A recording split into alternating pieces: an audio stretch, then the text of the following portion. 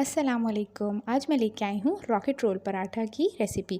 सबसे पहले 2 chicken breast के पीसेस लिए, उसके ऊपर हमने 3 बड़े चम्मच चिकन टिक्का मसाला डाला, 1 भर के चम्मच सिरका और मैरिनेट करके रख दिया। दूसरी तरफ ऑयल में थोड़ा सा अदरक लहसुन पेस्ट फ्राई किया, चिकन डाला, थोड़ा सा पानी डाला, 1 बड़ा चम्मच टोमेटो पेस्ट डाल दिया और पकने के लिए 15 से 20 मिनट के लिए रख दिया और पानी खुश्क कर देंगे।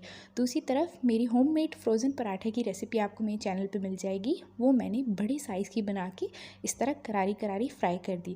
और यहाँ अब हम लेंगे 2 बड़े चम्मच मायोनीज़, उसमें डालेंगे 1 छोटा चम्मच चाट मसाला, इसको अच्छे से ब्लेंड करेंगे और ये ब्लेंड हम इस चिकन के ऊपर डाल के अच्छे से कोट कर देंगे।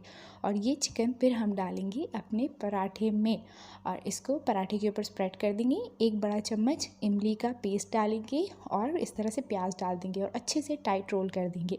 मेरे इस रेसिपी से 3 जंबो साइज़ के यानी रॉकेट रोल पराठा बन गए थे। तो उम्मीद है आपको ये रेसिपी पसंद आई होगी। शुक्रिया।